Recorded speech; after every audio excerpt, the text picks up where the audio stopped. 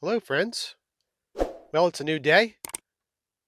Had a cold beverage last night, got some sleep, and we're back at it today. Pretty sure I can get this done.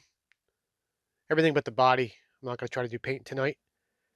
A few things I have to fix. I did put the wrong screws in the shocks. I put some 12s in there, and it actually takes a longer 15 machine screws, so we'll fix that. That's it, man. Get this thing buttoned up and ready to tear the track apart. I have some cleanup to do first, though. This table's a mess. I hate working like this. But it's tight and small in here, so it happens. So we'll switch to the overhead and get back to work.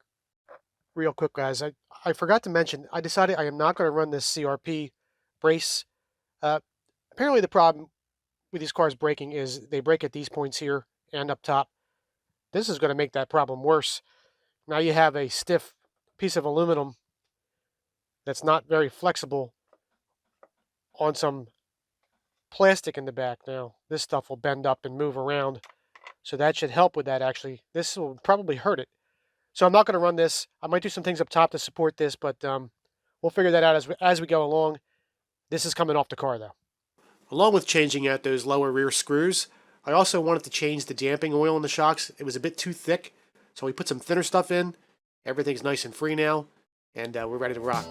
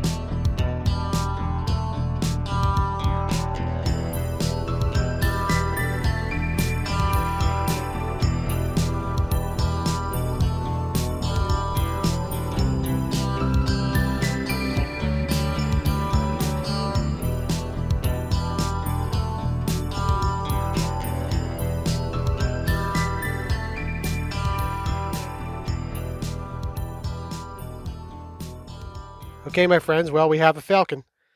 Has the typical bump steer issues that the earlier Tamiya kits had. I might be able to put a few washers under those ball studs and make that a little bit better. I don't know. But it's all there. Nothing is broken on it as of now, so let's see if we can keep it that way. I got to tell you, it seems very fragile. I'm very worried that I'm going to break this car.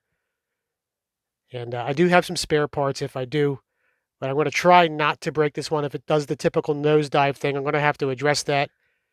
Maybe revalve the shocks or try some different shock oil so it at least flies level or nose high would be even better. But we'll get a body cut out for this, get it painted up, and show you the final result. Stand by. So as we stated, we weren't going to use that bottom CRP chassis brace. But I still did want to stiffen up the car a little bit and help protect that chassis from cracking. I noticed there's a few people that make a 3D printed brace for the top of the Falcon. Now I didn't really have time to order that and have it printed and wait for it to come in, so I basically got a piece of Kydex, which is a very strong piece of plastic, and tied the upper bosses back to where the mechanical speed control would normally mount. This feels like a large improvement. I know it doesn't look that great, but with the body on you can't see it. so hopefully it beefs up the car enough so it doesn't disintegrate when I get it out onto the track. So I did a factory paint job on that Team Blue Groove body, and I did get that decal set from MCI. It looks fantastic. I can't wait to show this to you all, so let's check it out.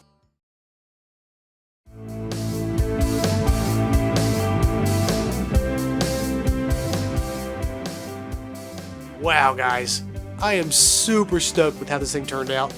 Those MCI decals look fantastic, and I tell you what, I can't wait to get this thing out on the track to see how she does around the VBRC circuit.